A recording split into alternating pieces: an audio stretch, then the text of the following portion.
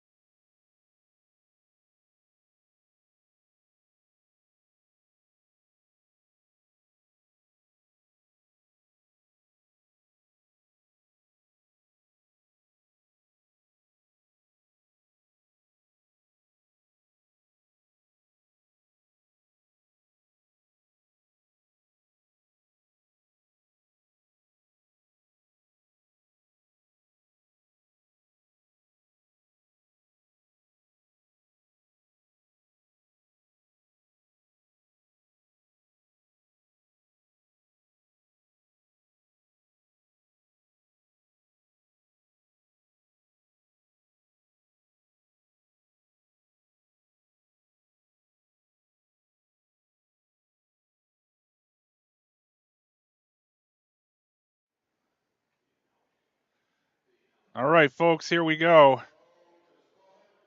Starting off with Evie Forer and Elise Davey.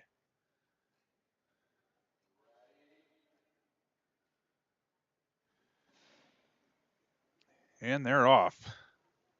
This is the women's 3,000 meter. These are two juniors. Junior C1, Evie, and Elise is a C2.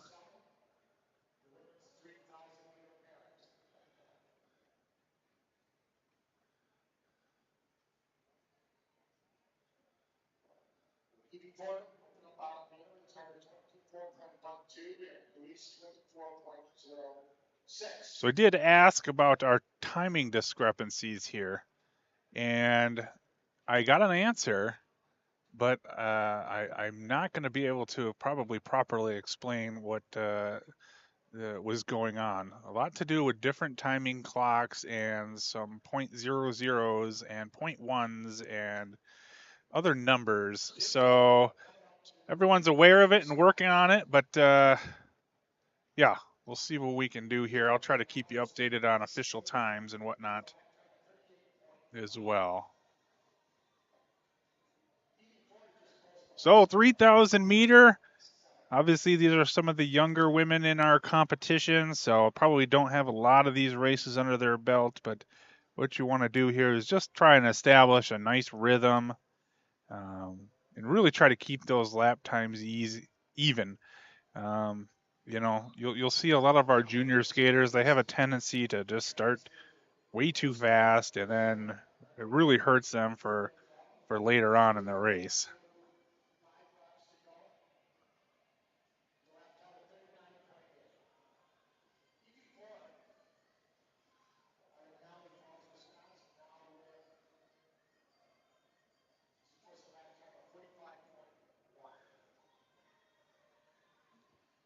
Lise down the backstretch, getting some instructions from her coach, showing her what her lap times are so she can really try to target those nice even times.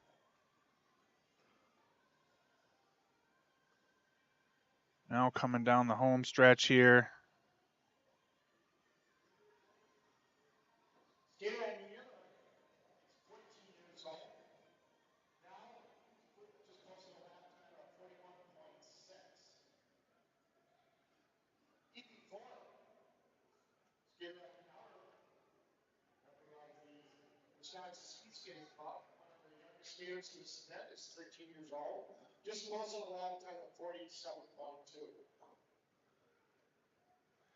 Getting pretty spread out here. We'll try to get some camera time for each of the athletes here. Elise goes around that corner.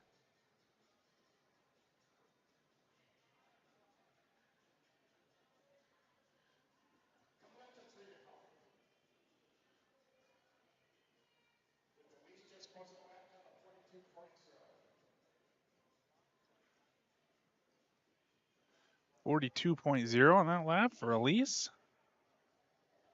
I think our lap times are going to be a little bit more accurate than our overall time. So it looks like those are matching up pretty well with what I'm seeing on the scoreboard here. So at least we're going to get a good idea of lap times here. So yeah, 45.9 for Evie there.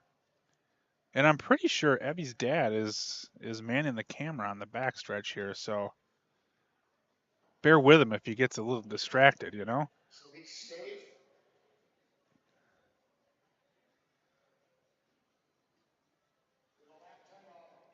Elise with a 43.2 on that lap.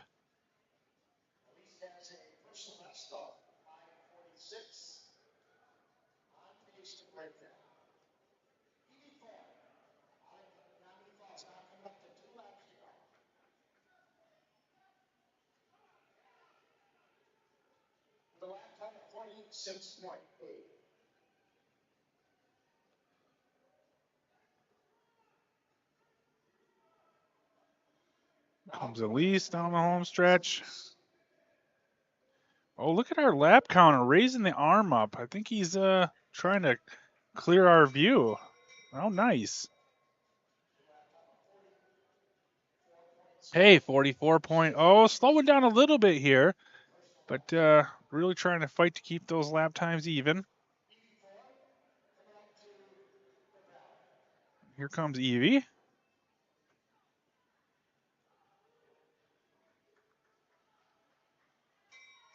At her bell lap. 46.8 on that lap time. And Elise in her final stretch here. I believe this is her first U.S. Junior Championships. Could be wrong. 5:16.35 is what I got on the scoreboard here.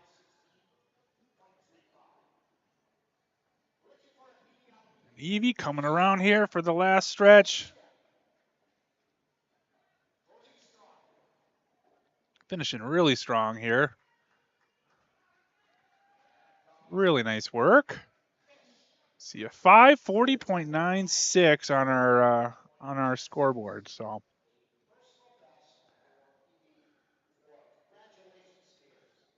nice races for both of them.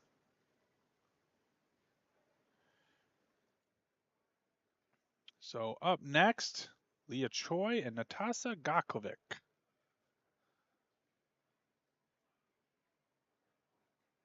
Followed by Natasha Raklovic, Finley Descard, pair 4, Piper Eady, Libby Williams, pair 5, Marley Soldan, Claire Culotta, pair 6, Greta Myers, Thalia Staley, and pair 7, Rebecca Simmons and Mia Kilberg.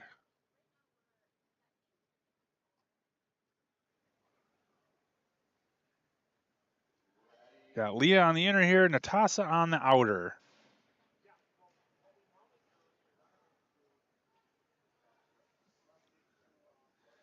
And we're off.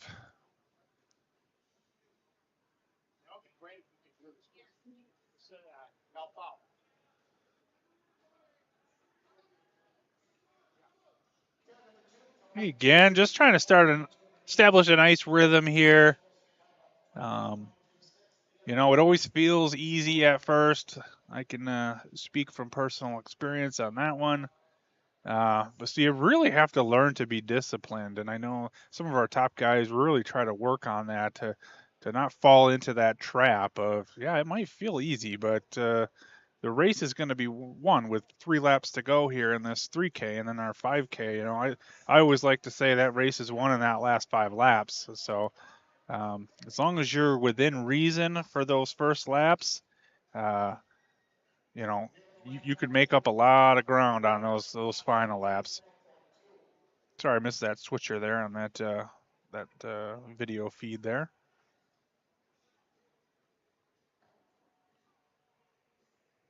Natasa definitely has a good light rhythm going here. Let's see if she's able to maintain these times. 34.2 on the last one, 35.4 for Leah on her previous lap.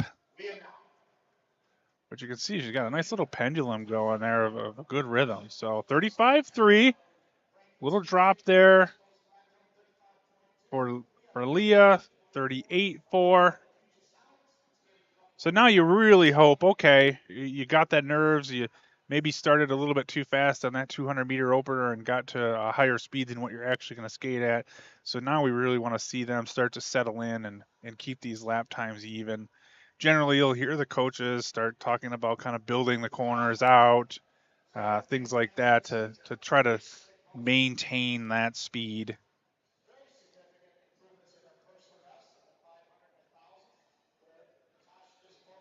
So 35.9. Leah 39.1. So Natasha probably will get a 36-second lap on this one. But you want to make it a low 36 if possible. Keep those lap times as even as possible. Like we're really trying to avoid that big drop at the end here. Let's see what we got. 36.2, not bad. 0.3 slower than that previous lap. I'm going to keep these drops to tenths if we can. Maybe even less.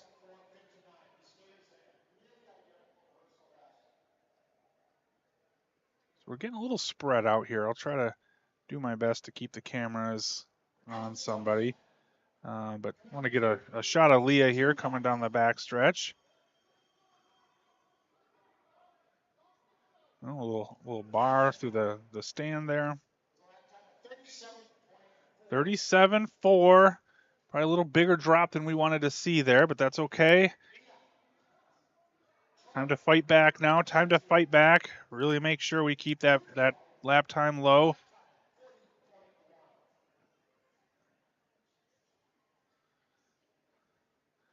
Really want to fight to make sure you stay on your pushes here. It's so easy to just start getting twisty.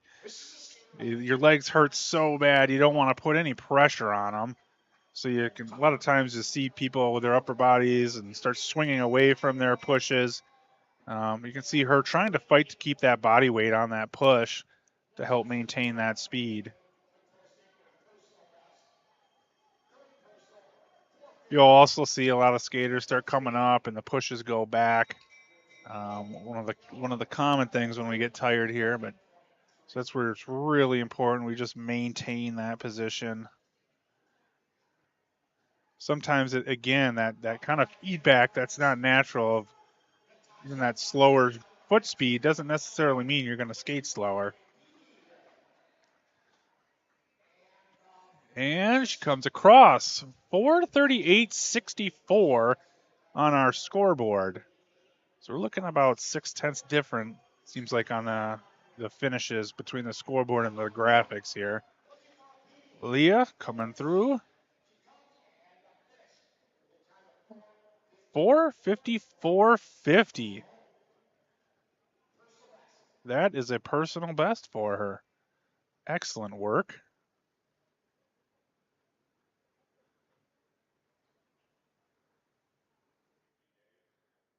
Okay, up next, Natasha Radulovic, Finley Descard.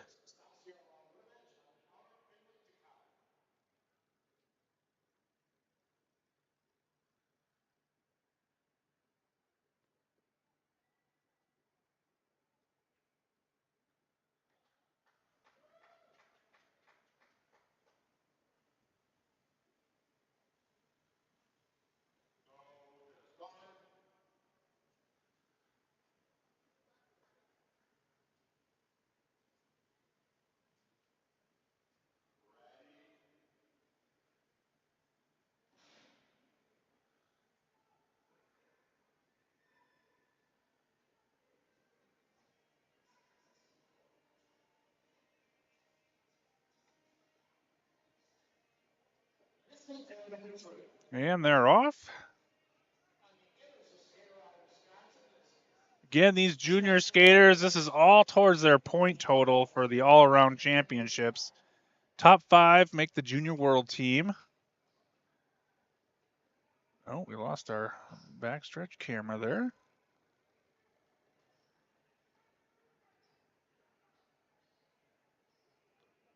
Oh, we're back. Okay.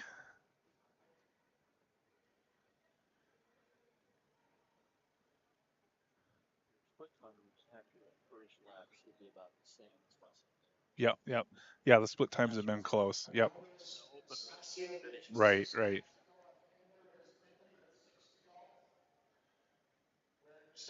$35.1. And Finley 37.4.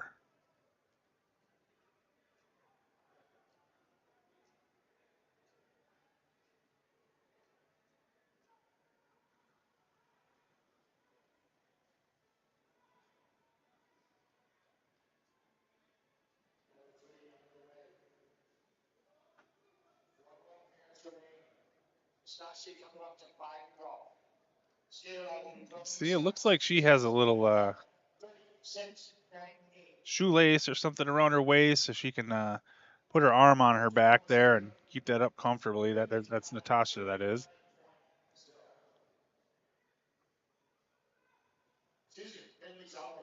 She goes by Nazi.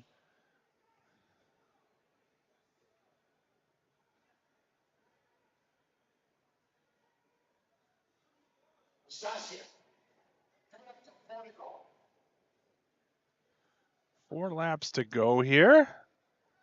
Looks like she's got a good rhythm, 36.1. That's nice, keeping the same lap time there. She looks strong to me. Looks like she's actually starting to build into the race the way that you want to, instead of fading off. Yeah, nice strong back stretch there. Let's see if we can come back and get a shot of Finley here coming down the back stretch.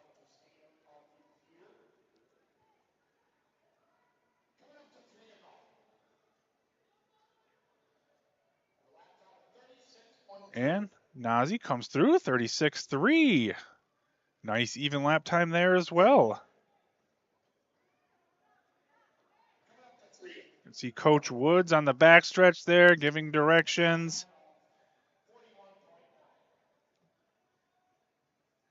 A lot of times it's even less directions than it is, trying to keep them motivated. They can feed off the excitement of the coaches on the backstretch, feed off of that energy, really keep pushing there.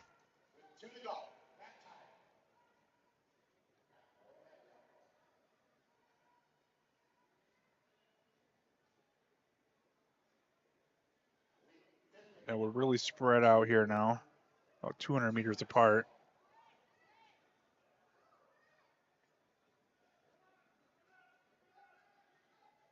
There's Finley, lap time 42.7.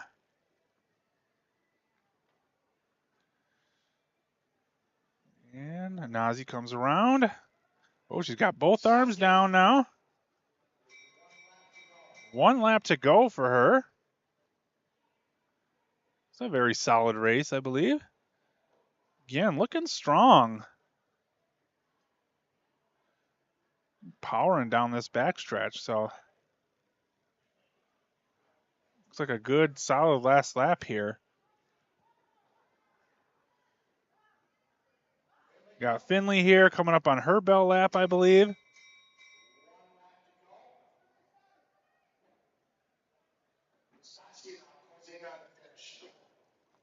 She is finishing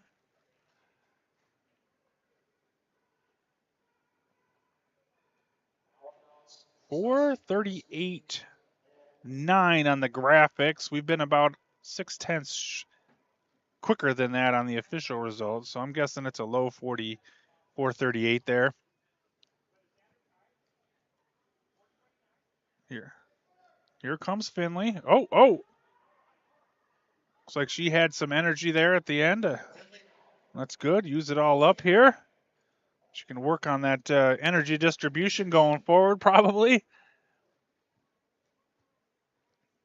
But that's how you learn, You don't get a lot of opportunities sometimes to do a ton of these races. So each time you go out there with some nerves and, it's a learning experience for these guys. So she'll be able to adjust her race going forward. So up next, Piper Eady and Libby Williams. And then Marley Soldan and Claire Culotta. These are a few of the girls that are battling out for a junior world position.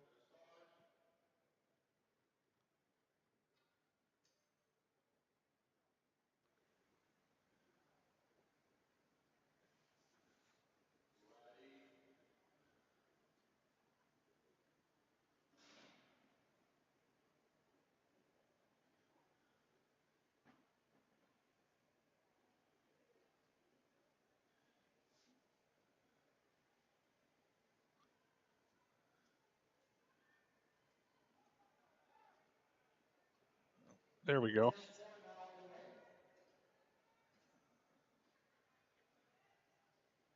Okay, I got 21-7 on the scoreboard for Piper, 22-34 for Libby.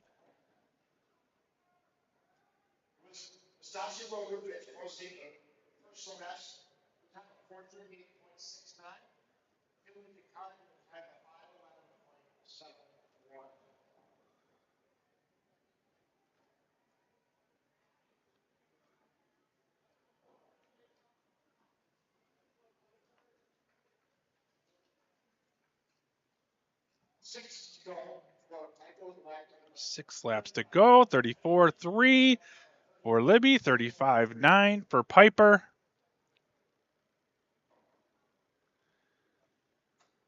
No, Piper had some problems in the fall here, being overly tired with some things, but I think she's back feeling healthy again, and really looking forward to building up through that Junior World Championship. So you can see her having a nice paced race right now. We'll see if she can keep that up. But that's another 35. So really nice, disciplined, controlled lap there. That's going to be super important for her. I know she said she spent these last few months while the physiology wasn't there right now, just trying to work on her technique. And I think you can see that some of that efficiency coming out. But it's always daunting to do some of these distance races when you maybe necessarily haven't been on your game in a physiological sense. But skating really nice, like that weight transfer there, and looks relaxed. These distance races, you can't force it. You need to really, apply pressure when you need to apply pressure, and then you should relax. Maximize that blood flow through that recovery. I know one of my cues on the backstretch when I was coaching was just push and relax, push and relax. You want to maximize that blood flow and that recovery stroke through these distance races, because sometimes when people get tense, there's just everything is tense, and you're just skating around there with the parking brake on the whole time. Another 35.5. Very nice, very disciplined. See there, Coach Whitty there, giving her lap time, giving her some instructions. Coach Mitch Whitmore there, working with Libby Williams now, out of Salt Lake City. Libby also came from Colorado Springs and worked with one of our great coaches, Pat Wetland, one of our former great skaters as well, especially probably more known for short track, but he did both disciplines to some degree. So let's see there, another 35, very nice. 36.8 for Libby. So she's going to try to continue to chase her down.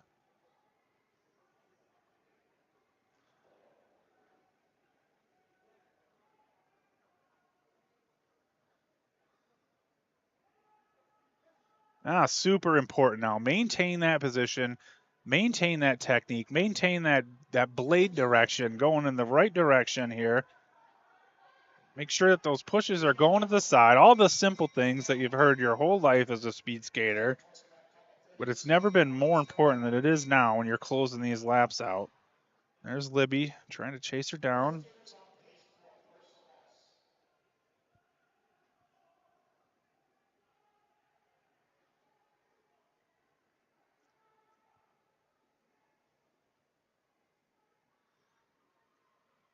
Piper with that final big outer corner. But again, looking strong through this finish here. Man, what a nice race by Piper. That was impressive. A 35.7. Man, we talked about 35s that whole way. What a great job. I am impressed. Yeah, look at this. Here we go. Little high five on the backstretch. First time with the graphic, but I think Piper deserves that. Oh, and then another one. Nice work, Libby. That's great to see. And I'm sure she was nervous going into that race too, but to have the discipline to keep with those 35s, that was amazing. Okay, up next, Marley Soldan on the inner, Claire Kudlata on the outer.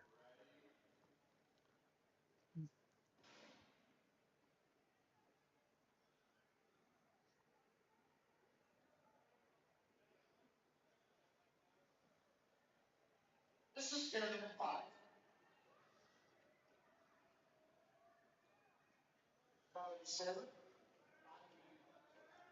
As I mentioned before, in the 500s, Marley is the junior development skater of the year, but also is on the junior development team.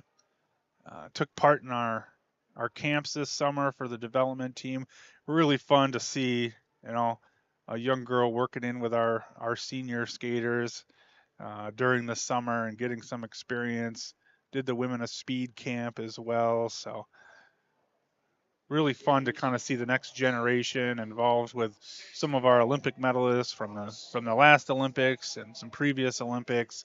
I know the senior team really enjoys having those guys around too, and enjoys trying to mentor them too, and just share some experiences that they had through their journey through the junior ranks, or for some of them it was through the junior inline ranks and how things compare. But Marley off to a hot start there with that 33-1, probably a little aggressive, but she definitely is not afraid to go for it. But we'll see how well she can maintain here. 33-8 on that one for Claire, 36-0. So again, now we're really kind of hoping that Marley will settle in here, establish the lap times that she wants to do.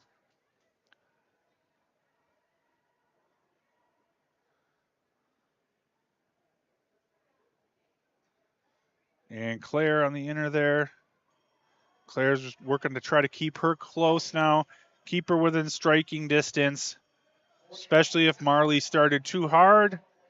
Claire will be able to take that opportunity with some good, strong closing laps to bring her back in. Marley, 34-8. Coach Lee on the backstretch out of Puget Sound. Produced just a ton of great junior skaters and skaters in general. One of our marquee clubs, I would say, in U.S. speed skating. Here comes Marley again. Let's see what this is. 35 something probably. 5-5. Okay, now we really want to start fighting here. We don't want to get away from us getting the 6s or even worse into the 7s and 8s. That's where we can really, really lose a lot of time.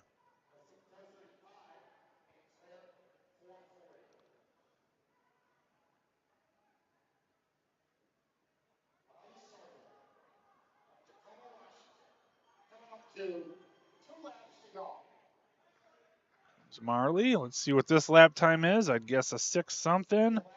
6-3. All right, now we really, really need to stay down. Make sure that lap time doesn't come up anymore.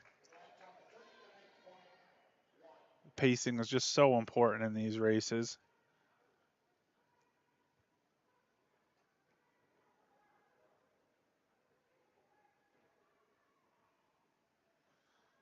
She's certainly fighting.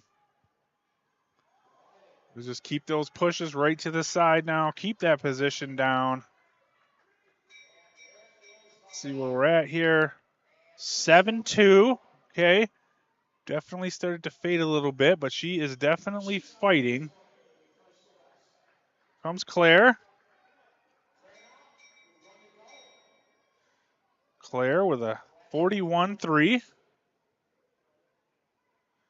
I think we're going to catch Marley here in a second coming out of this corner. It's going to be a nice solid race overall time-wise, though, I believe. Let's get there. And it's 4:29:31. Very nice. It's a good, solid sea level time. Claire finishing up now.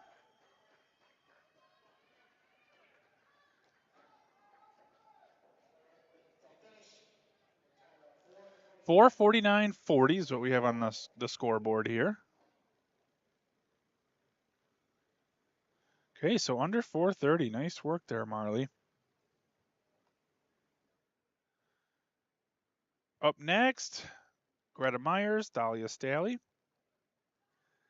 Greta was on our senior World Cup team, so she's actually already qualified for our juniors. When you make the senior team, you're automatically on the junior team. So that's nice for her, but she traveled the full World Cup circuit. It's also pre-qualified in this distance on the senior level as well.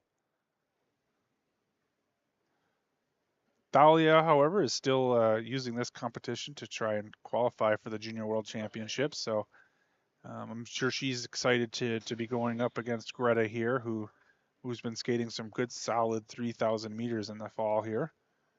But false start on the inner. Let's see what happened there, if it was an actual false start or she was just moving at the line. No, not stable.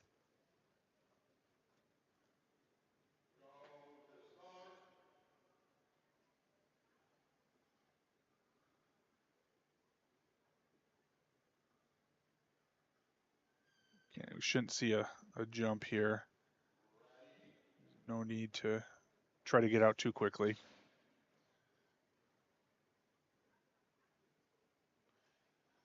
And they're off.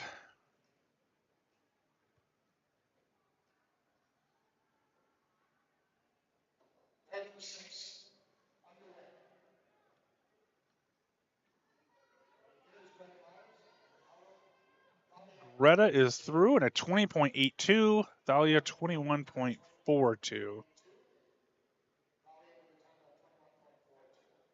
Man, I have no idea what those sports graphics are doing. Doesn't make sense. Like I said, I tried to get an explanation on that, but lots of talk that I didn't understand.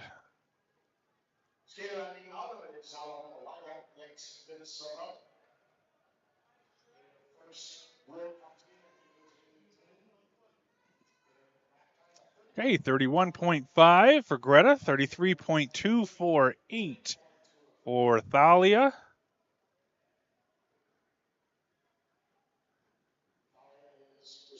Again, we want to see these lap times be even.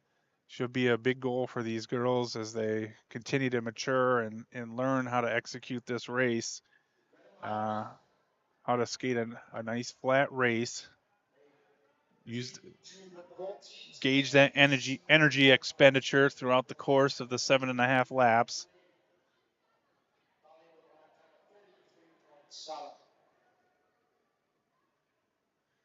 You know, sometimes people say you can get away with it a little bit more in Salt Lake City. It's at altitude that you know, it's less damaging if you die badly because you can still maintain your speed, especially for like a race like the 1500.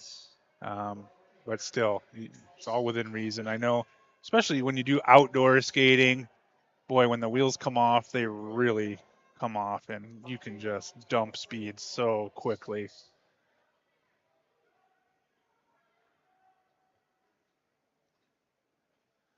So 33.1, 34.6 for Thalia.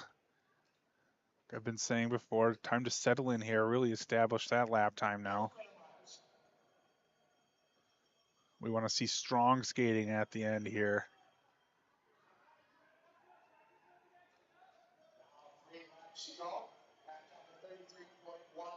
Okay, 33.0, good. Let's keep those there. Thalia with a 35.4.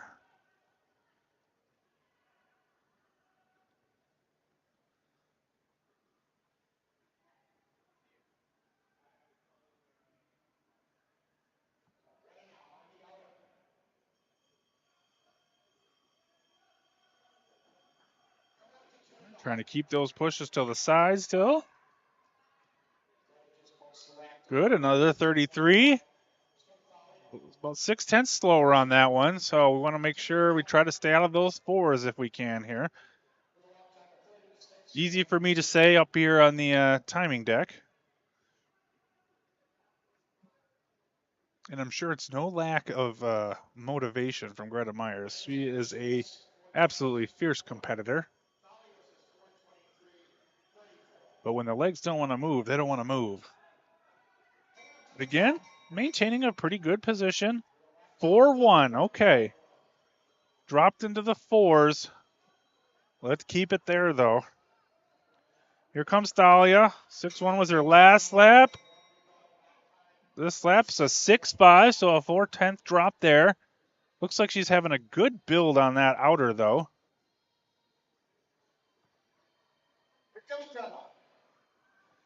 Here comes Greta down the home stretch. It's going to be a pretty solid time here, I'd say, for Sea Level.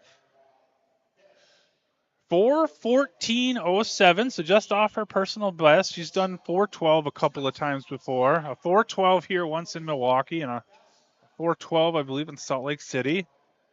Dahlia finishing up 4:27.62, and was able to keep that 6 there, so that's good.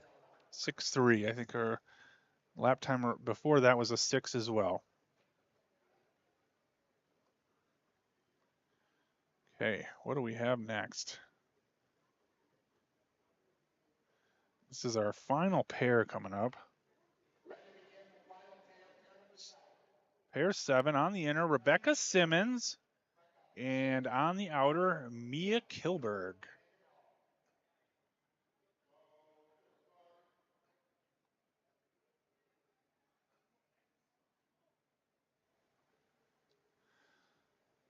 So Mia and Greta were actually qualified based on their results from Fall World Cups for the Winter World Cups. But there is a third position open, I believe a third and fourth position. But I think the key thing for these women that are trying to get that position is that they get the ISU qualifying time as well. So that time for Sea Level is 4:22.00. So that's probably something that's on Rebecca Simmons' radar right now, because she could potentially qualify in a World Cup position, but she needs that ISU qualifying time in order to skate the World Cups.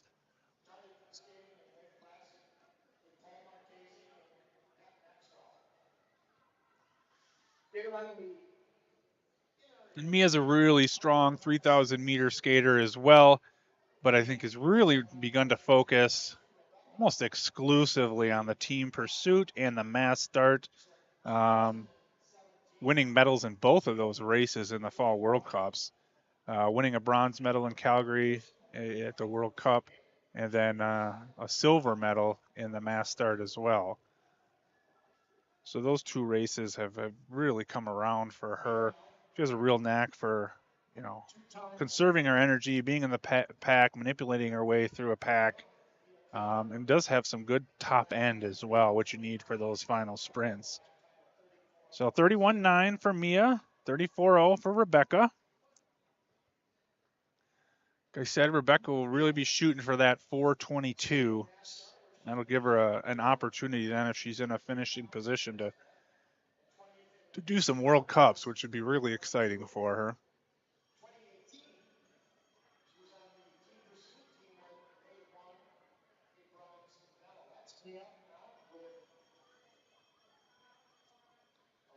One 9, keeping the ones. See how Rebecca does. 34.4, okay, keeping the 4. Be nice if she could string together another 4 here. Championships. Mia on the gold medal, 3,000. Gold medal in the NASCAR.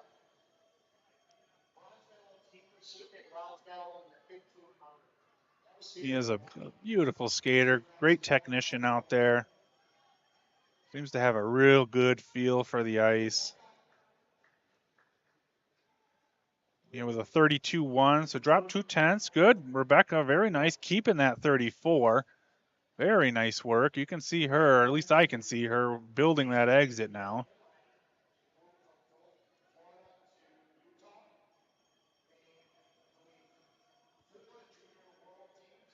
Rebecca building that outer, coming into the home stretch. Over to Mia here, 32.4. Couple tenths drop there.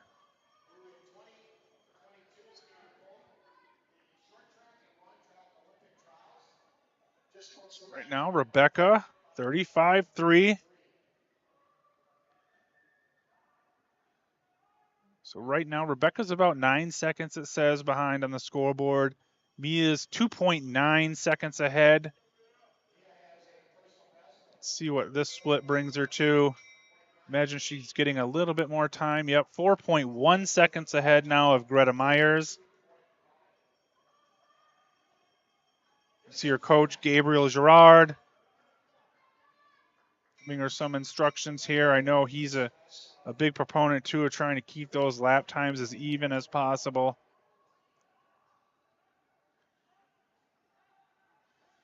Mia in the final stretch here.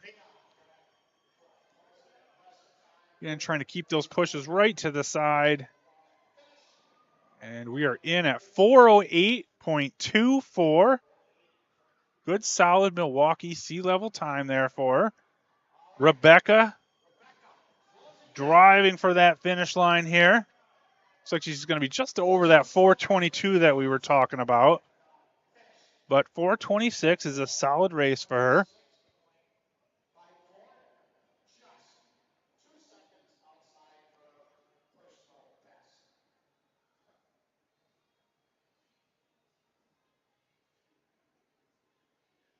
So I believe we have one more 3,000 meter coming up. That's going to be our Junior C men. Let me see if I can find that pairing for you. Here we go. So for this race, we'll have Sam Chamberlain and Max Weber, both guys out of the Midway Speed Skating Club in Minneapolis. I think we'll probably have a little bit of a timing break here just to switch over the system. And then we'll be going, and then we'll have another resurface break, and then we can go into the 5,000 meter men, where we'll have some quads, so that's always entertaining there. But have some quads, and then we finish, I believe, with 4 single pairs to determine our World Cup team, and then also towards our Junior World Cup team.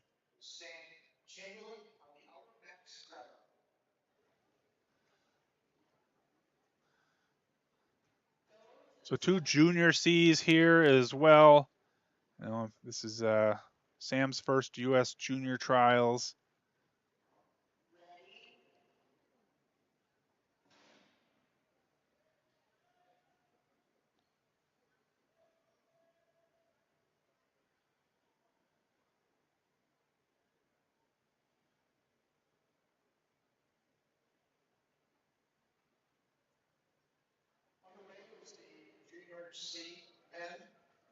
Let's check these openers. Sam Chamberlain, 22.91. Max Weber, 22.50.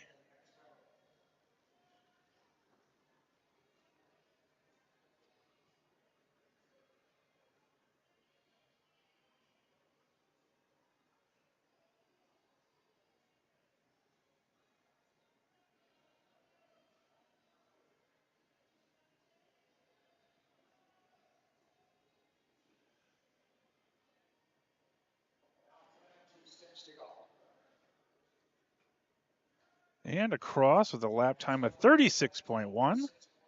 36.9 for Sam.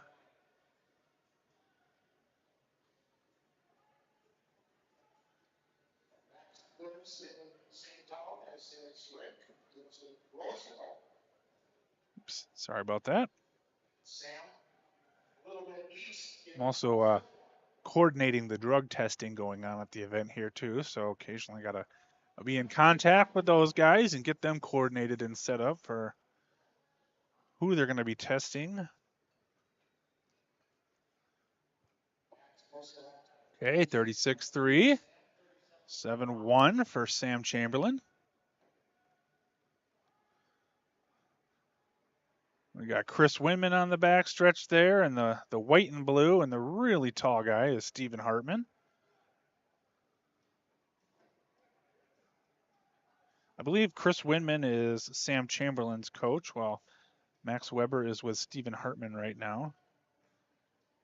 I believe, according to they kind of have a level system there at Midway of development. So I'm guessing Sam will move up to Stephen Hartman's group, which is considered to the older kid, more experienced, more advanced group.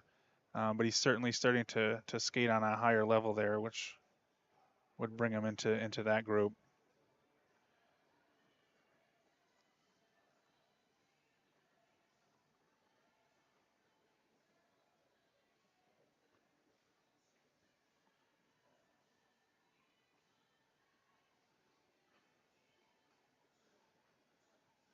Hey, Max is through. Another 36. Very nice. If Sam can maintain some of these 38, 39.7 there. So a little bit of a drop there. There's Max down the backstretch.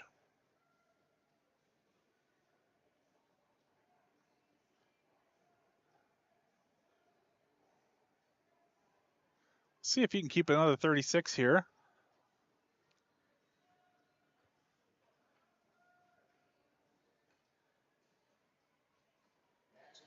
36. Oh, nice. A little negative split even there.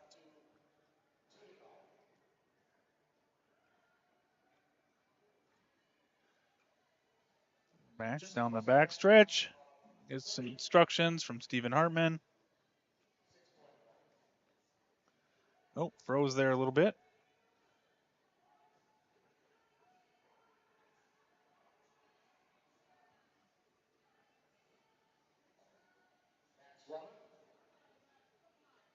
Come on, Max. Impress me, man. Let's see another 36. 6-4. Very nice. All right, now the true test. Can you keep that for the last lap? Here comes Sam going into his last lap.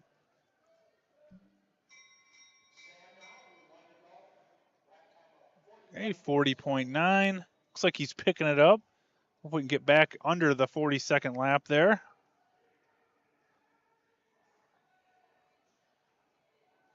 And Max finishing up here. Looking strong, still looking strong. And he does it, another 36, 36.3. Nice work, Max. That is really great to see, that control, especially from a junior C skater. Nothing against you junior C skaters out there. But sometimes you guys are a little ambitious. Sam Chamberlain drops 4 seconds in the last lap to do a 36. Okay, that's one of those things where maybe you're saying you needed to, spread out that energy just a little bit more. But very nice work there. So now we're going to take a little break. We'll take a resurface break here. I'll find out what that restart time is, and then we'll be back with the men's 5,000 meter, picking our World Cup team there. I think we're in a similar position there in the 5,000 where we have 2 skaters that are qualified based on the Fall World Cups, Casey Dawson and Ethan Seprin. But we'll have 2 positions open there. And again, I think it's going to come down to will these guys have the ISU time in order to get into those positions. So let me just check what our restart is, and we will be back soon.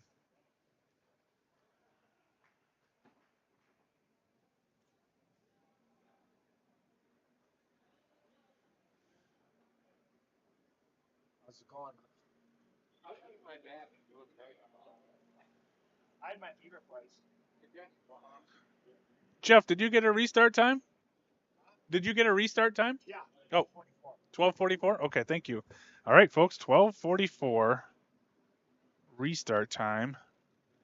Men's 5,000 meter. Type that in here.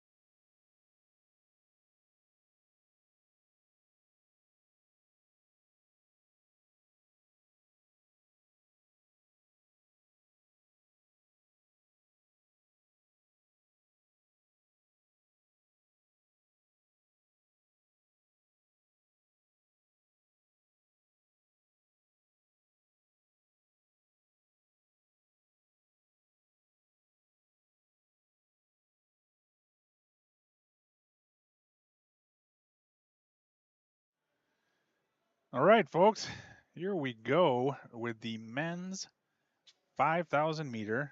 We're going to start with a single pair here. Ryan Olenek and Brock Ludwig, both B2 juniors. And then we're going to go into, let's see, 2 sets of quad races. And then we'll finish with 4 single pairs.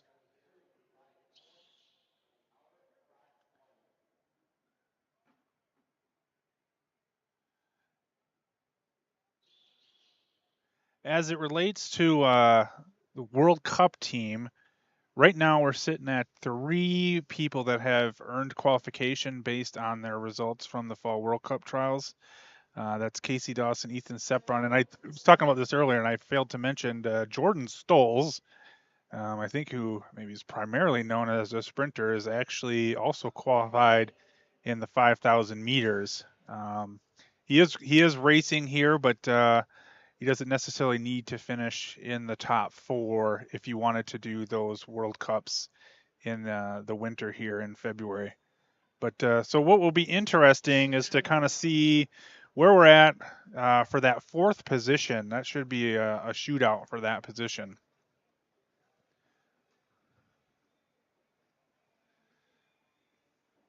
And Brock Ludwig opening up 24.94. And Ryan with a 25.13.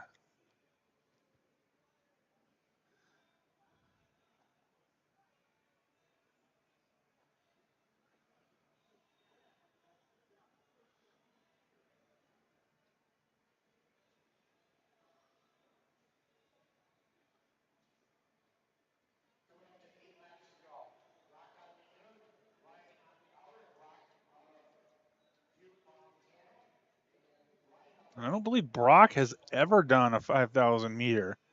At least he doesn't have a personal on speedskatingresults.com. So this will be his personal best, but again, certainly going to be a learning experience here and how to pace yourself, how to be efficient over the course of 12 and a half laps. It's going to be a very daunting thing for a young skater, but should be a good experience for him. I will check on Ryan here as well, see what he's coming in as a personal, if he's done one before. This may be his first one. I know for the senior championships, you have to have a qualifying time in each distance. For the juniors, you just need one of the qualifying times, and then you can do all the races. Yeah, Ryan doesn't have a time listed here as well, so this may be his first 5,000 meter as well.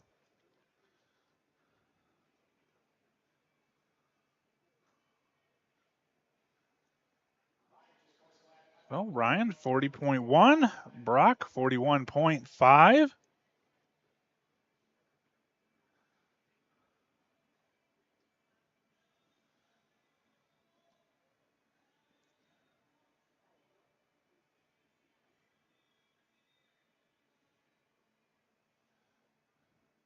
Oh, thanks, Kip Carpenter, giving me the shout out. What an honor. Kip, one of the former top speed skaters here, bronze medalist in long track speed skating. Also one of our top coaches in the lead up to the 2014 Olympics. Oh man, he's got quite a resume. He was also just inducted into the U.S. Speed Skating Hall of Fame. But now working with the Dutch short track team. And I don't know if you guys have been paying attention to what that team's doing, but they're doing some pretty special things out there. So probably, not probably, one of my goals to get that guy back here in U.S. speed skating and having him help our athletes. But I know he's got a good life going there in the Netherlands. A couple of young boys, and probably stuck there for a little while. But I'm gonna keep whittling away there at that guy.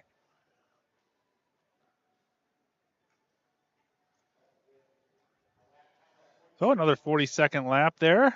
43.7 for Brock. You can see there at the top of the coach's box, just going out of the screen now, is Dave Silk, Dr. Dave Silk from Butte, Montana, one of our great distance skaters in the late 80s.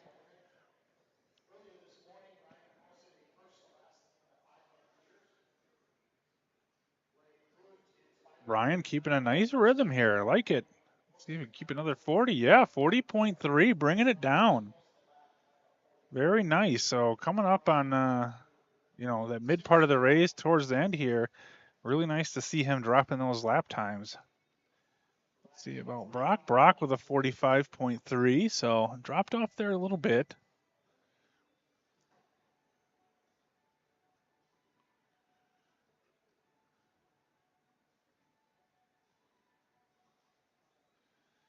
Comes Ryan.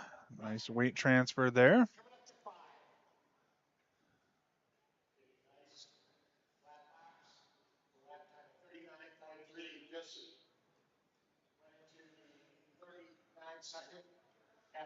We'll hang on to this camera view. Watch Brock come by.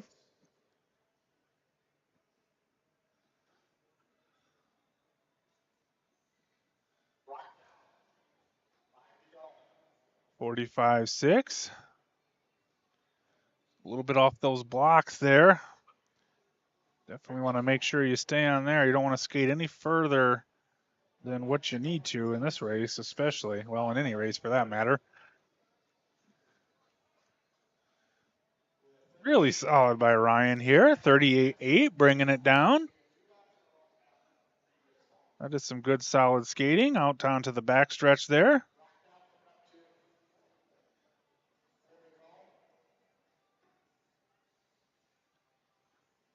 Leave that Steve Penland on the backstretch helping out Ryan. Steve's been around for years as well and produced a lot of great skaters over the years that have skated World Cups, Junior Worlds, Junior events.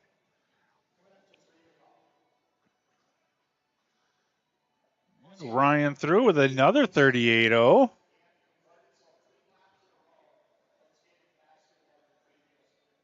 We're gonna coming up here on the same stretch now. Ryan has him in his sights now, so I'm sure that's motivating for him.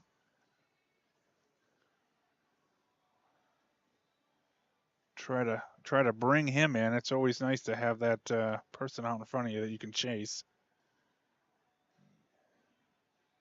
Hopefully we don't have any timing issues or obstruction issues. He's by cleanly, so this should be good. Ryan has 2 laps to go. Brock with 3 to go. Again, a 37.4, bringing it down. Very nice.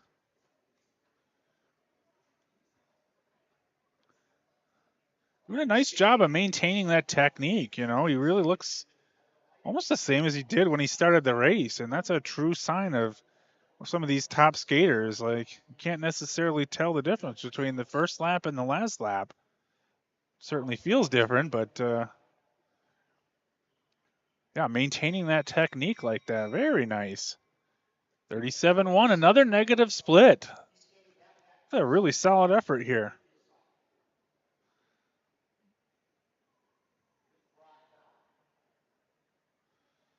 Here comes Brock.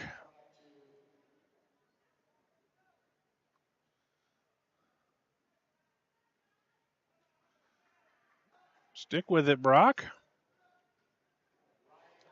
Here comes Ryan, really sprinting to that finish line. Again, look at that technique.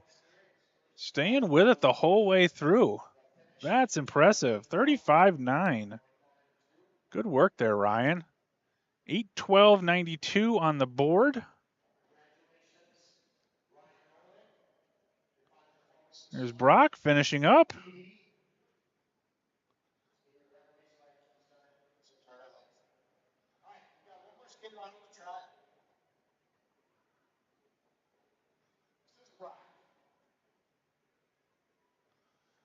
Go Brock, finish strong here.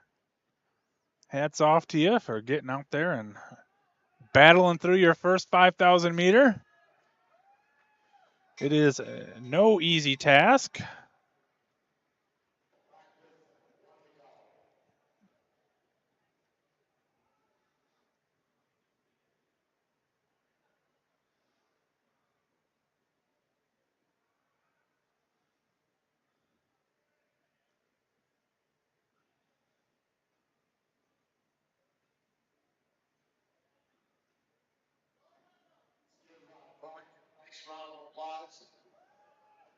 Okay, Brock. Oh, man, Brock, get on those blocks, man. Get on those blocks. Oh, come on, man. I don't know if he's probably not thinking anything other than survival instincts right now, but yeah, there's a little extra distance there. Yeah, good job, Brock. Got one under your belt now. You take that, establish some lap times with your coaches and how to continue to improve in that race going forward for your junior career, uh, and really try to learn from it.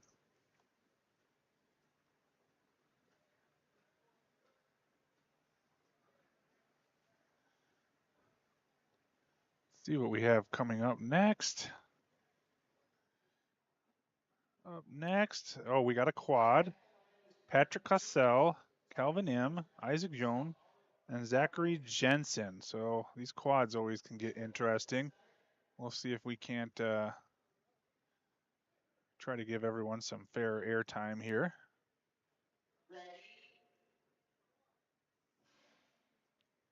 Okay.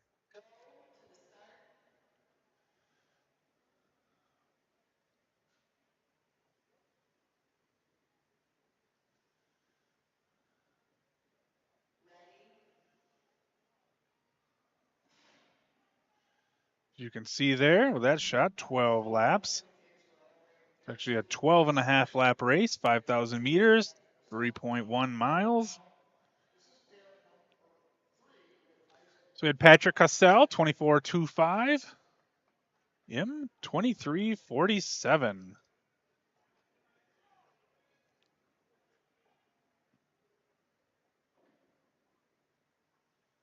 Isaac with a 22.58 and Zach with a 22.63.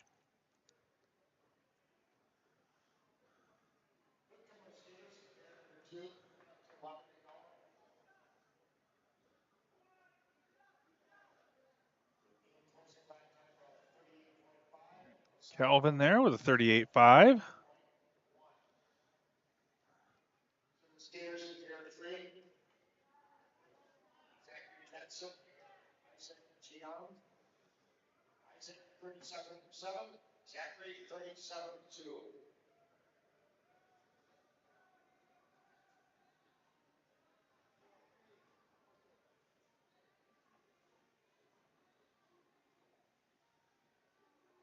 Here we have Calvin coming through here.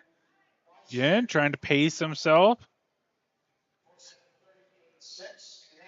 38.67 for him. Zach Jensen, 37.24.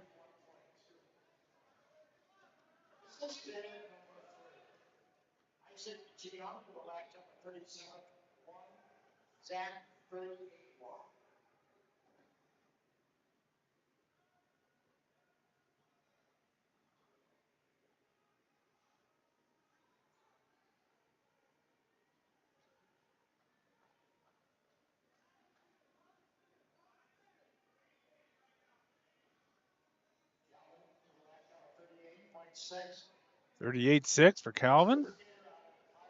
Isaac here. Or Patrick Cassell. Let's see, 40.7.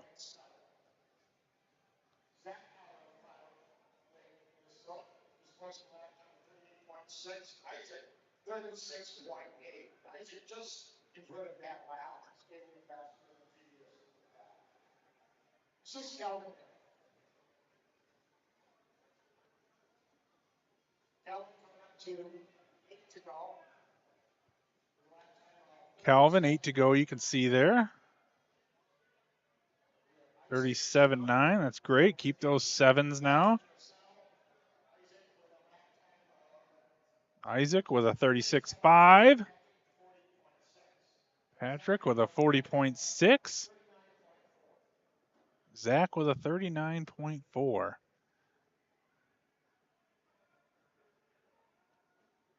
Okay, we want to string a bunch of these laps now together here. Keep them nice and even. Might just stick on this camera view since they're both all kind of on the same stretch here.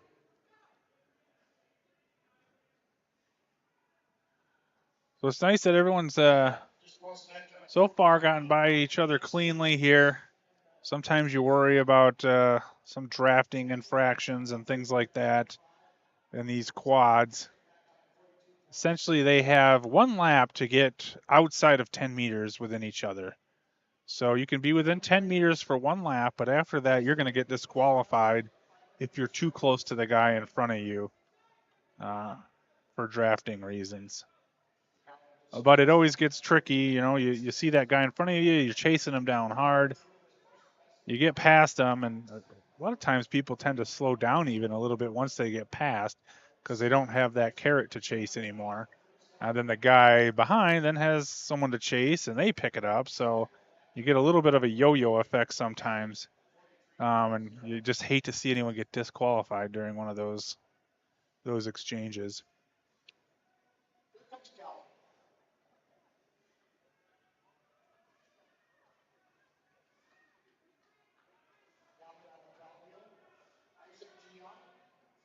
Let's see what Calvin gets here. Let's see, Calvin 40.5. Isaac 38.7.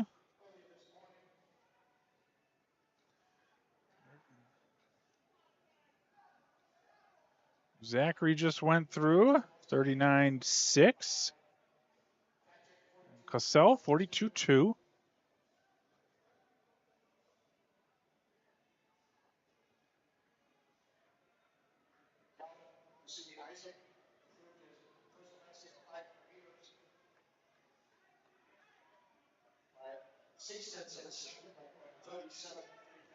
Four laps to go, as you can see there.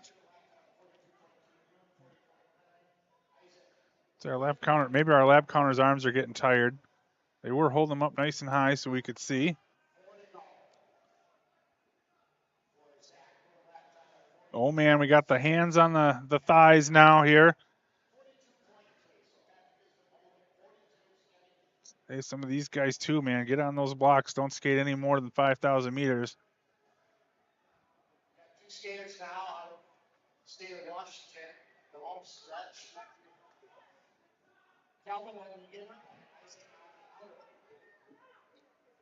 Isaac was back to 38.9. Calvin 40.6. This is Zach Jensen coming through here on the inner. Zach with a time of 40.6.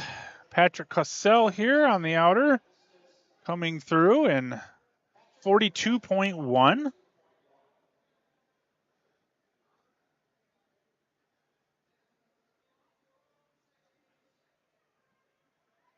And coming up on the inner here,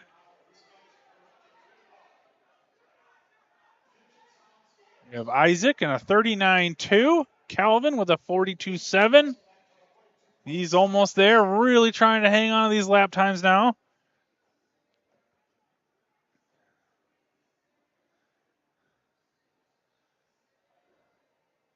Coach Kipp says nothing wrong with pushing with the knees, Chad Hedrick style. I'm just trying to acknowledge the effort there, Kipp.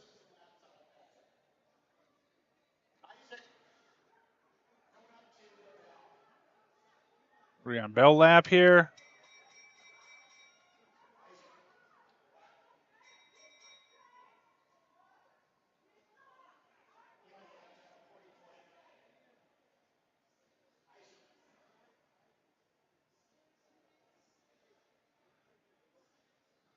Our final backstretch for these men.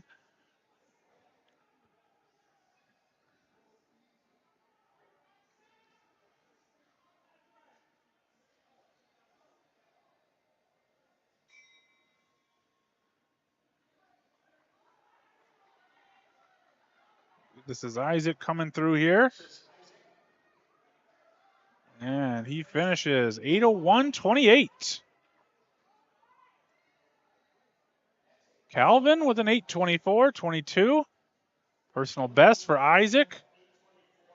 Previous personal was an 8:37. So he pretty much just about lapped himself there from what he had done before.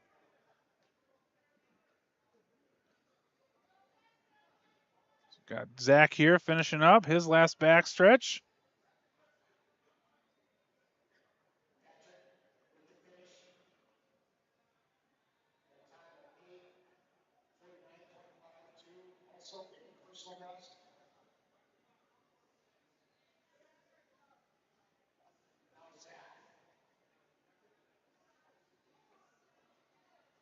Zach Jensen through 8:55.92. And where is Patrick? Did I miss him? Oh, Patrick already went through 8:49.52. Okay, well hopefully this next pair quad isn't quite so confusing. We have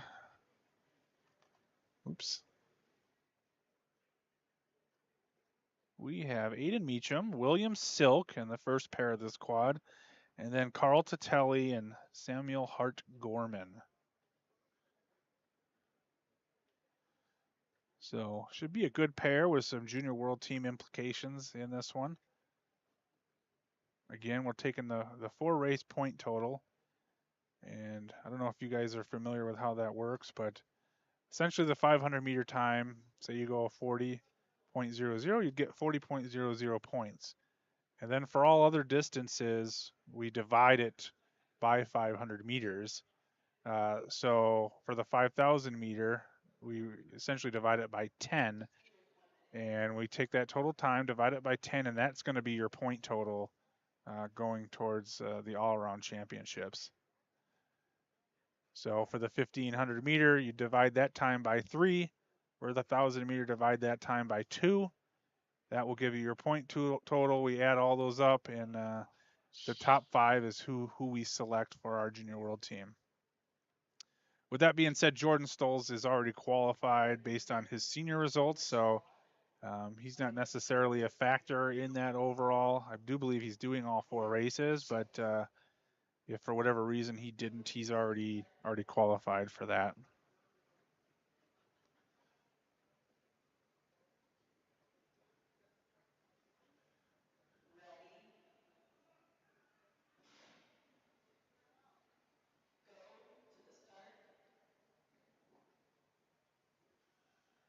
A little frozen there on the back stretch. Let's bring her over to the front stretch here. We have Aiden Meacham on the inside, Will Silk on the outer lane here.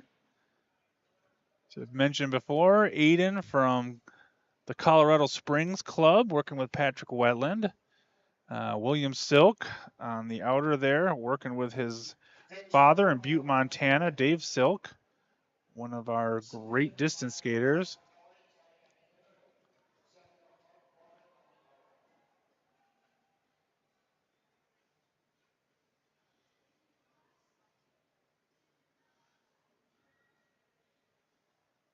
So that's Carl now. Carl Tatelli there on the back stretch, paired with Samuel Hart Gorman.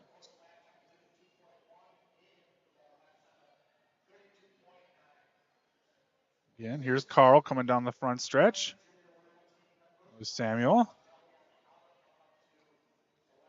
And Carl has really improved this year. Definitely used to have a lot of upper body motion, a lot of swinging around. He's really kind of stabilized everything to get a good direct line of pressure down into the ice. Here comes Will and Aiden. Will through with a 32.0. I'm sorry, 32.5. Aiden with a 32.0. Again, here the key is good, consistent lap times. If you go out too hard early, it really costs you there at the end of these races. We've got a good pair going here so far between Will and Aiden. I know one thing, I was talking to Dave Tamburino the other day, who will hopefully be joining me throughout the weekend to help liven up this broadcast a little bit. But one thing we were talking about Will Silk is you just know you're going to get the best that you can out of him that day. He's such a good racer. has kind of a confidence about him for a guy that hasn't been skating that long. But you just know, like, okay, that's Will's best effort for the day, and he knows how to dig deep and really get after it. So I really enjoy watching him race, and Aiden's going toe to toe with him right now, giving him all he can handle. So I mean, I would say generally this has been more of Will's race, but Aiden is going right there with him. So this could be a really, really fun pair. Carl just came through, 32.9. All these guys, we have all three guys now in high 32s, which would be really, really solid times for sea level. Will Silk there, 32.3. Very nice, 33.4 with Aiden. So he dropped a little bit there. But I'm sure he's definitely just trying to make sure he can keep Will in his sights here, give himself an opportunity for a good time, or to even potentially come back at the end. But Will's on a real nice race here. If he's doing 32s, and his personal in Salt Lake City is a 6:59.90. So at this point, he's well under that. If he can just hold 3 O's, he's on a 6:56. And he's been doing quite a few 2s. So he's in a real good position in that sense. Carl Tatelli through here, 33.4.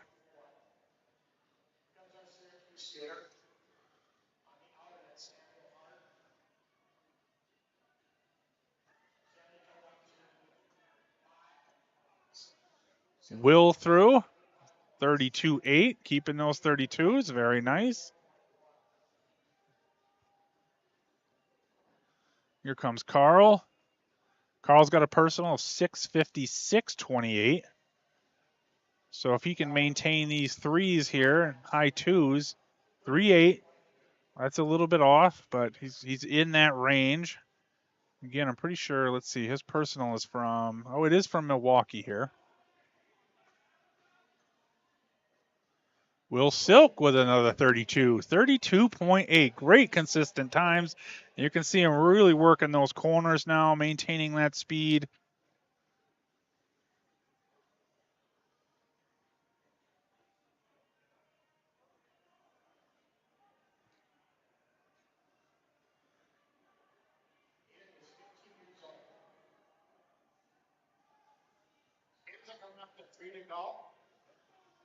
Aiden Meacham has a 7:07 personal. So if he can keep Will close here, I think they're both looking to be right on their PBs here.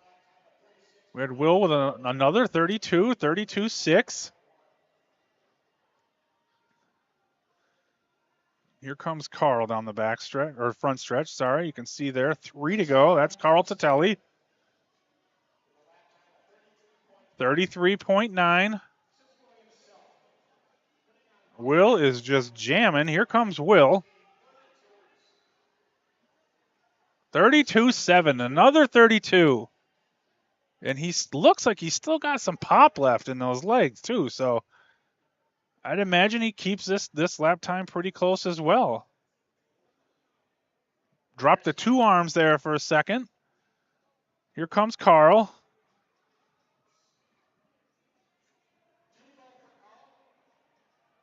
I didn't see his lap time come through. Let's see on here. 34.0. So he's dropped into the 4s.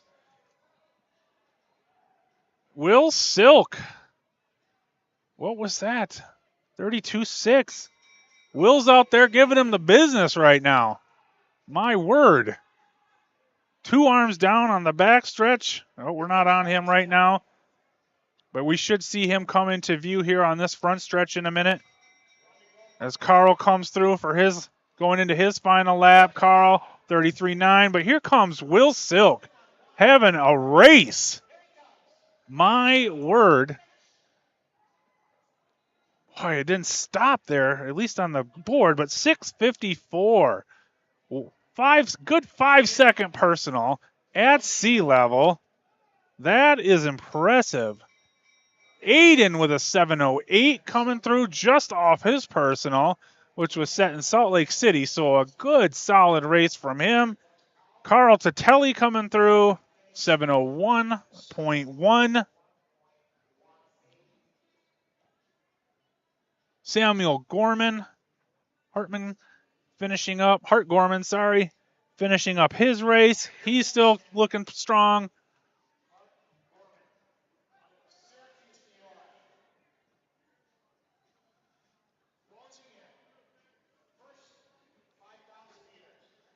This is his first 5,000 ever. 7:48.17. And oh, I'm reading the wrong thing. Maybe that's it. I think 7:48.17. But man, Will Silk laying it down for everyone. You know, you got these. He's a junior B here, so he's got a whole bunch of older juniors to contend against to try to get on that junior world team. But you know, he made his presence felt on that race, that's for sure. So these other guys are going to have good, solid races to stay ahead of him. But man, yeah, just great to see a good personal best there from him. 8-2 with a good, solid race there, just off his personal best.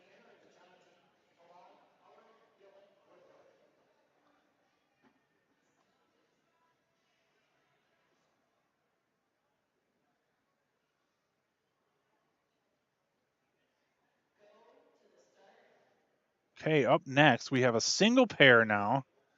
This is Jonathan Tobon on the inner. Oh, I don't know what happened there. Oh, looks like we're rebooting a camera there. Okay.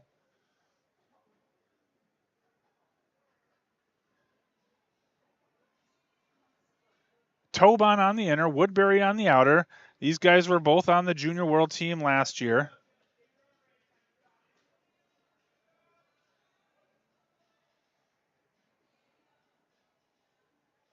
So we got our camera back.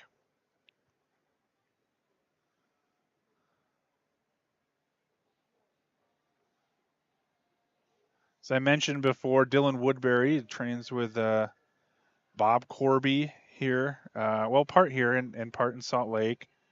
But with Jordan Stoles, Carl Tatelli, Greta Myers. So they got a really nice group of juniors that he works with. And Jonathan Tobon has spent his first year out in Salt Lake City this year on the long distance national team, training with Gabriel Girard. You can also see Ryan Shimabukuro out there in his board shorts. He's given the lap times for Tobon, while Gabriel is further down in that coach's box, giving some instructions / motivational messages to Tobon.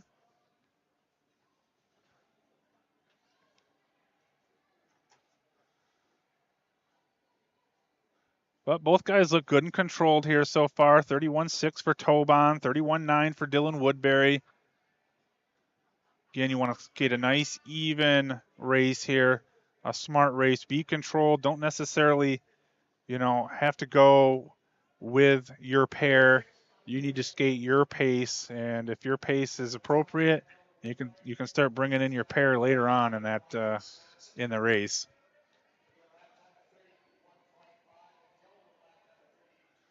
31.5 for Tobon. 32.4 for Dylan. John's about 4.7 seconds ahead of Will Silk right now. Woodbury about 2.3 seconds ahead. Sorry about that. Missed that backstretch.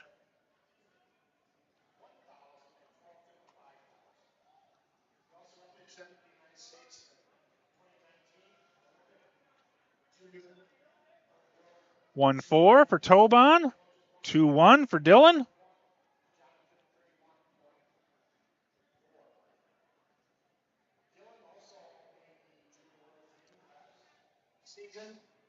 So you always hope these guys use a race like seeing Will Silk and his time before to really kind of use that as motivation and be like, well, okay.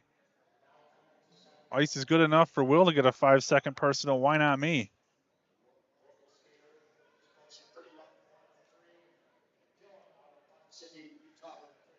Tobon keeping with those ones. 1-3.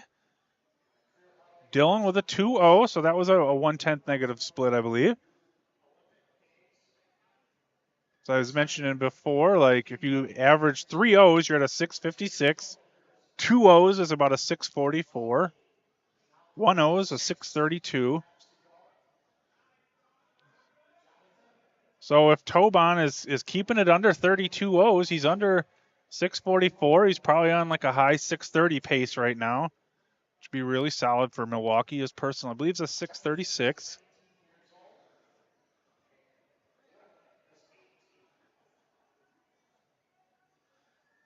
This is actually Jonathan Tobon's last year as a junior. So I know he's hungry to close out his junior career and have a great junior worlds in Insel, Germany, which is just an absolutely great place to skate. Beautiful rink there, beautiful new rink. I know a lot of people were kind of upset that they covered that rink there because it's in such a beautiful setting, but I gotta say they did a really nice job in the construction. Lots of natural light in that rink. It's a really enjoyable place to be at. So be a great venue for Junior World Championships and a great spot for Jonathan to end his junior career here.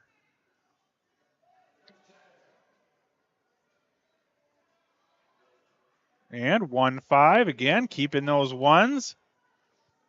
Looks like Dylan's creeped into the threes here. Let's see if he can respond to that. 3-5. Hopefully he's able to fight back a little bit here and bring those back down to low threes.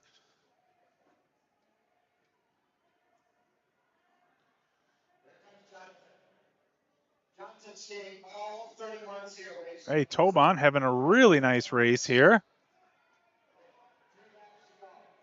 2-0. Okay, a little bit of a drop there. That was where he really needs to concentrate on that technique.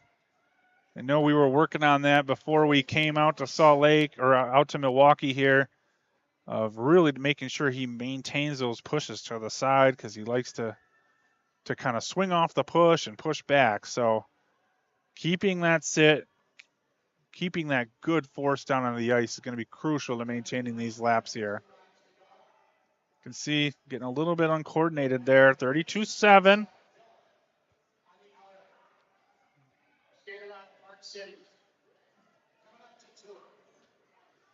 Got Dylan coming through here. 34-2.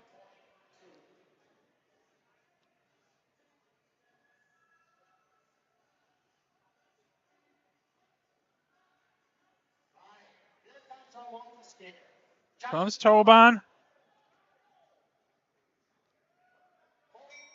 Bell lap here. Kept into the 32s.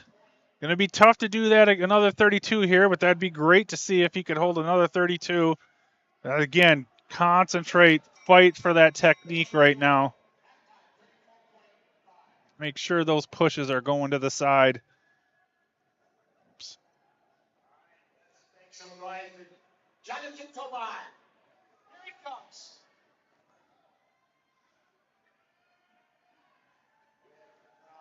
And Tobon is through with a 6:41.62. Do believe that's a C-level personal best. And Dylan finishing strong here. Or trying to get there. 6:57.64. So sure there's a little bit more of a fade than he was hoping for there.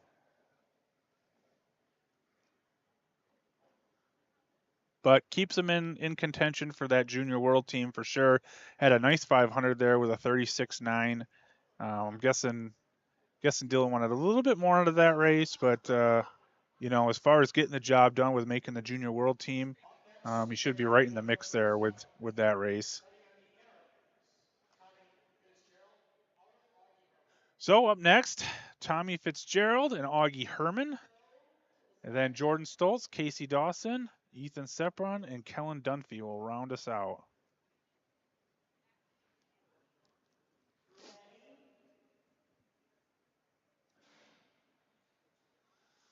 So Tommy is not a junior. He's actually what's considered a neo senior. So he's not one of these guys fighting for a junior world team spot. I think he's probably got his eye on an eventual senior team spot in the coming years, and definitely wants to try to just close that gap in today's racing. See how close he can get to those top seniors with today's races, and just keep chipping away at that gap with some of those top guys. But Augie's definitely one who probably had his eye on what Dylan was doing there earlier, Tobon, Will Silk, and it's going to want to place himself right in the mix there with those guys. I think he had a 37.3 in his 500 meter earlier today. So just off of Dylan and Tobon, but right there in the mix. So if he has a good solid 5K here, he'll be in a good position for that junior world team. And I'd say his 1,000 and his 1,500 meter are really his better races. He's got good endurance, he's got good speed, but I think he really seems to excel in those middle distances.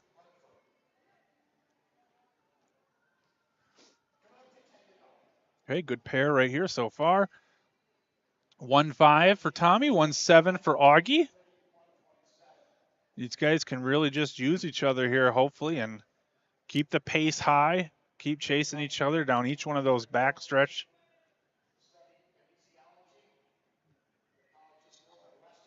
Oops.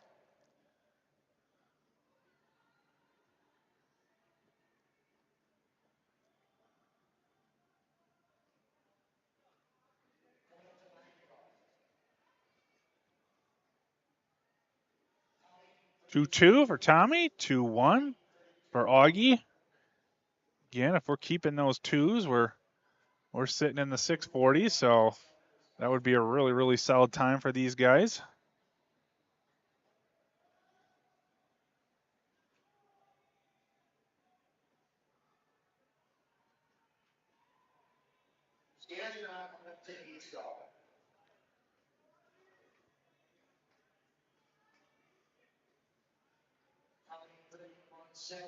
Augie 32.6. Oh, so got a frozen camera back there. There we go.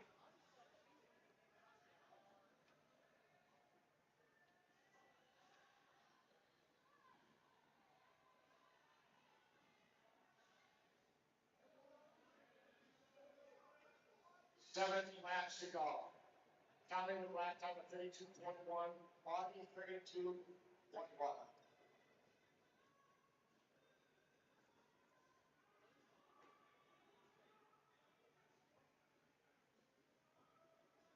So Augie has a personal of 6:47.82 from Calgary.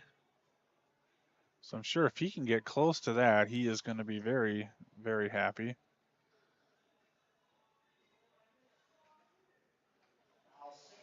Tommy comes through. 2.7. Augie. 2.1 for Augie. Very nice.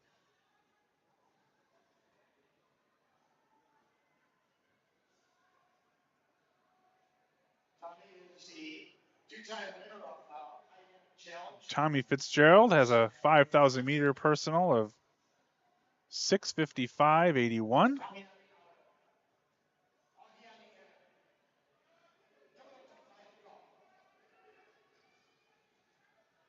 So 2.1 for Tommy. He brought it back down. 2.4 for Augie. Very nice. Be great if these guys can hold on to these twos for as long as possible. Right now, it looks like Tommy's about 4.2 seconds behind Tobon. Augie's about 5 seconds behind. Tobon did fade a little bit there in those last 3 laps, so if these guys are able to maintain these speeds, they can make a good run at them. 2.1 again for Tommy, 2.1 for Augie. Like I said, these guys can really use each other here. They keep each other close to each other and just both raise their level.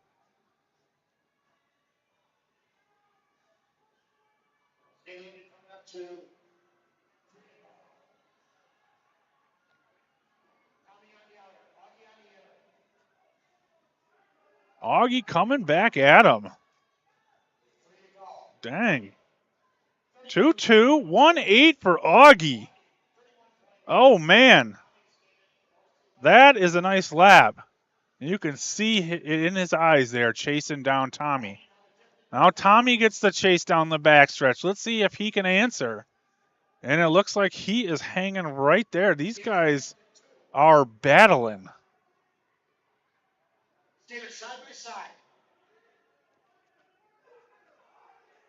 Woo! Okay, 2-7 for Tommy, 2-3 for Augie. He's going to get another good chase here. And he is getting after him. He is eating him up on the backstretch here, you can see. If I would switch the camera over. But on the inside there, now does Tommy have anything left to respond? It looked like he tried to respond the lap earlier as well. Let's see if he can really dig down and respond to this attack that Augie's making on him. Yeah, 2-0. Great lap. Oh, man, Augie is on a great race. Just looks super focused. Some great chases from both of these guys. Augie able to pull away here right at the end. Oh, a nice, huge personal best by Augie. Huge personal for Tommy. Tommy from a 6:55 to a 6:49. Augie from a 6:47, which was in Calgary, now to a 6:44 at sea level at the Pettit here. What a great race. Congratulations to him. Congratulations to the Dash program. That was a nice, nice race by Augie Herman. Exactly what he wanted to do there. Trying to make up some time, on someone like Dylan Woodbury, who's a few tenths ahead of him. Now he's able to make up that time in this 5K and put himself into a higher position for that top 5 overall finish. So our next pair here, Jordan Stolz and Casey Dawson. So this is a contrasting pair in a sense. Jordan, the 500-meter U.S. record holder, going up against one of our top long-distance skaters. And as we all know, Jordan is no slouch in this distance either. So pretty cool to see a guy that can set junior world records and American records in the sprints and then come out here and go toe-to-toe with some world-class distance skaters as well. So we'll have to see how they decide to pace this race.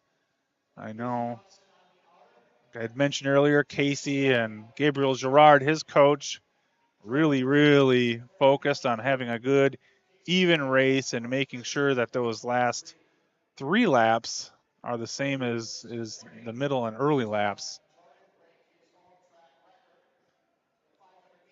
I'd say in general, like watching Casey over the years, I think he gets a little bit too ambitious in those middle laps because he gets in a rhythm, starts feeling good, maybe just applies himself a little bit too hard in those middle laps, and then has a tendency to fade just a bit in the last 3 laps. So we'll see how he does here. If he gets too excited in those middle laps again and doesn't have it at the end.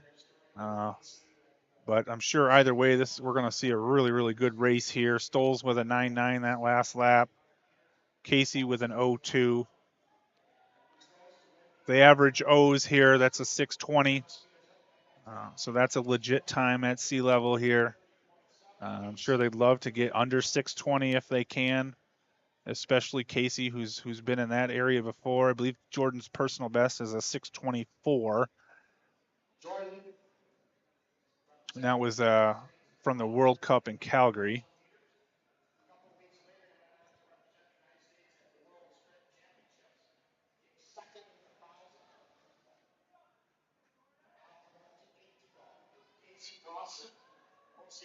So Casey with a 30.0. Jordan with a 30.9. Jordan hopping in here, maybe going to get a little bit of a draft on this backstretch, which he does. Help ease some of the pressure on the legs and keep that speed up there. Make Casey do the work. Nice smart move by Jordan there. I think sometimes people try just too hard to try to get that draft. You know, you don't want to tighten up and scramble to try to get it, because then it kind of takes away from the actual value of getting a draft. But he set that one up last backstretch really nicely and naturally.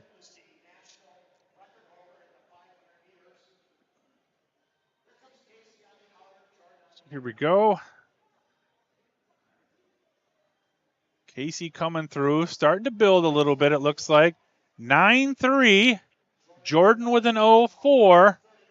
So as I was mentioning earlier, I think this is the area where Casey needs to be careful.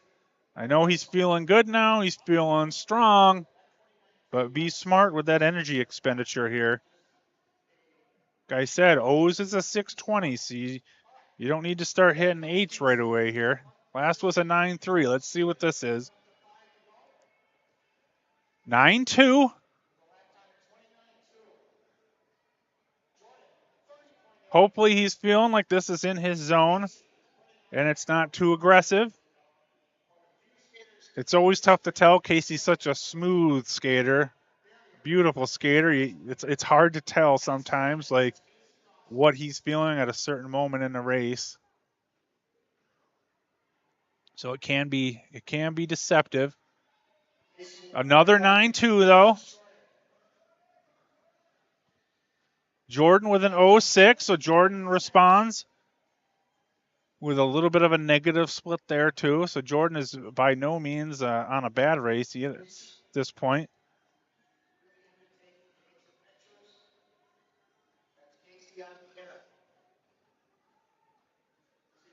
Casey, part of our team pursuit team that won the bronze medal at the Olympics last year. 9-4 on that lap. Also the world record holder in the team pursuit. Another 30.6 for Jordan.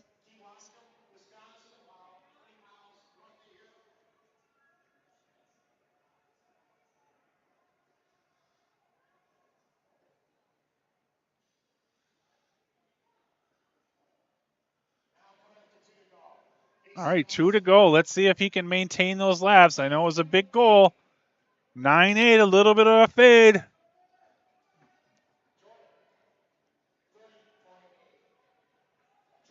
$30.8 from Jordan.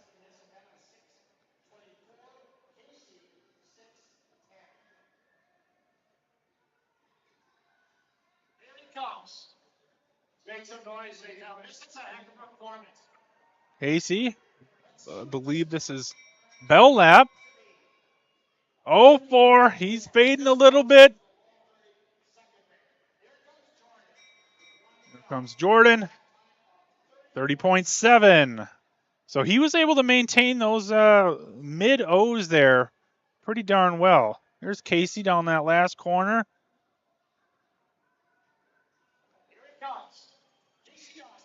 Hopefully he can keep himself and his coach happy here. Keep it in the 30s, Casey. I'm hoping for you. 31-1 just outside of it. 6:19.05, under 6:20 though. And another really, really solid performance by Jordan Stolz. 6:26.60. That's a nice C-level 5K for a man that has the 500-meter national record. Even got some high fives on the backstretch. Great job, guys.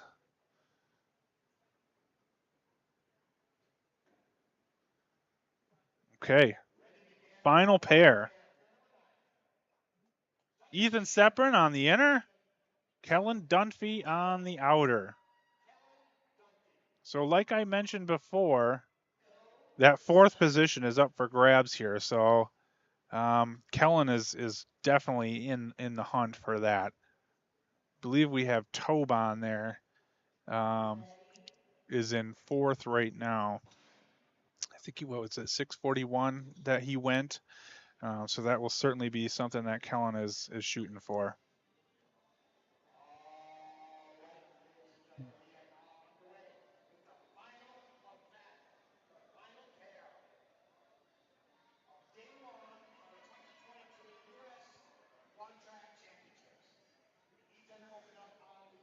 Ethan with a 2011, Kellen 20.89.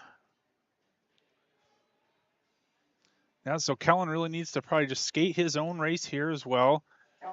He needs to get that fourth place position. So trying to get that low 640, high 630.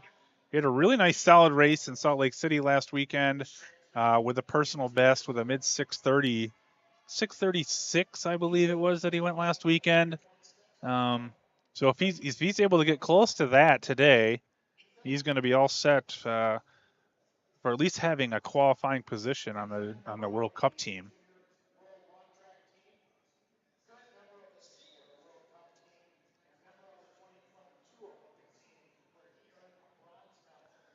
Ethan Seperin's been having a great year in the 5K this year.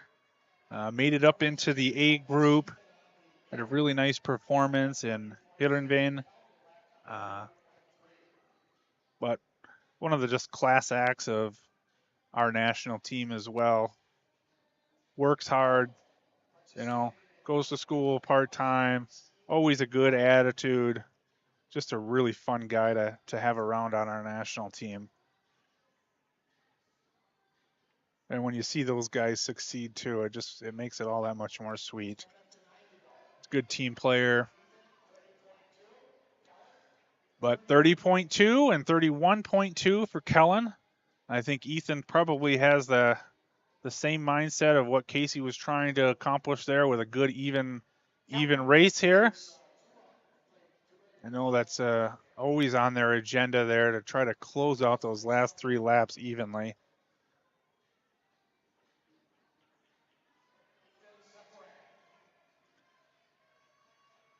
So 0-0 for Ethan. 1-3 for Kellen. Say both doing their jobs right now where they want to be.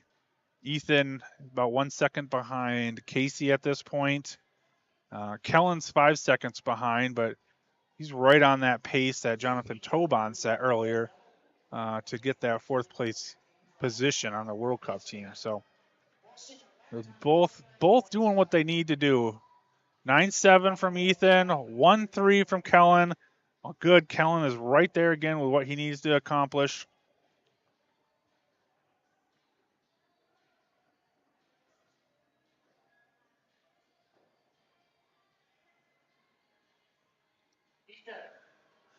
Ethan starting to bring it down here a little bit.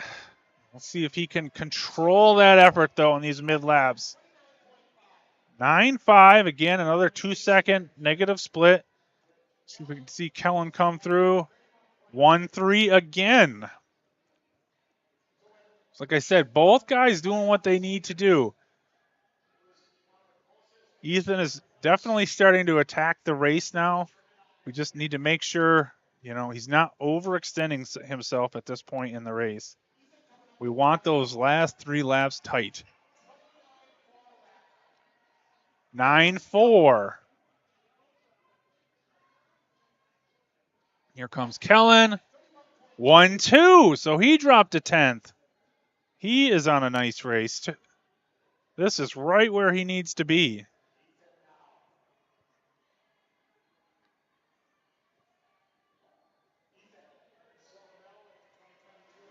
Ethan down the front stretch. 9-5. So kept that one even.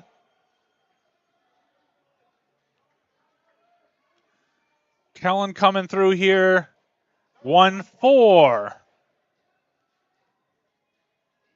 If I remember correctly, Tobon had a little bit of a fade there those last 3 laps. So if Kellen can maintain these lap times, he should be in a really good position to get that 4th place. 9-4 for Ethan.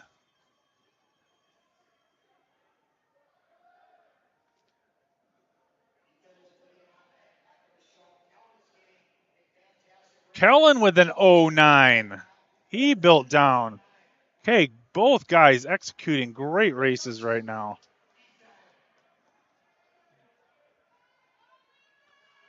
Ethan's also been doing a mass starts this year for Team USA at the World Cups and has a qualifying position there for the Fall World Cups. Here comes Kellen. Let's see what he is. He is having a great race. 08 for Kellen. Very nice. Here comes Ethan. Here's the bell lap. Let's see if he can keep these lap times even. 9.6. Very nice. I'd expect he'd keep it right around there as well.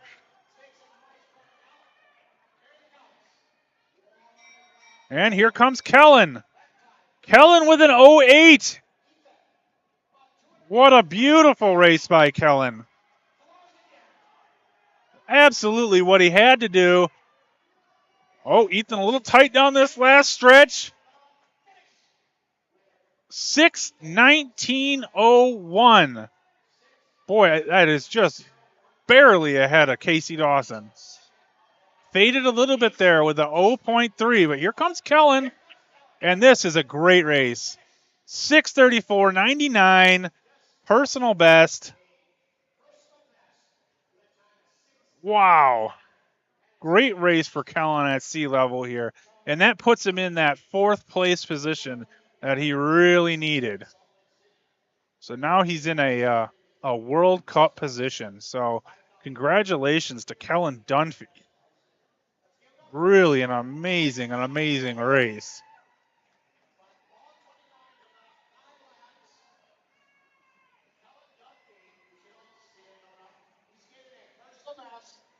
Wow, great job, you guys. Really happy to see Kellen do that time. You know, he's been spending so much extra time on the bike, doing a lot of just on his own laps, which was, you know, really just kind of learning how to skate on his own, produce his own speed. So a great job by him. All right, folks. Well, I'm going to find out when our restart time. Well, actually, that's it for today. So tomorrow we start up again at 9:30 with another 500 meter, and then let's see, what is tomorrow? The 1500, I believe. Tomorrow, 500 and 1500 meter. So thanks everyone for tuning in, and we'll hopefully get some of these bugs fixed again. Hoping we can get Dave Tamburino here to help liven up this broadcast a bit, and we can have some fun up here chatting away. So thanks everybody, and we'll see you tomorrow.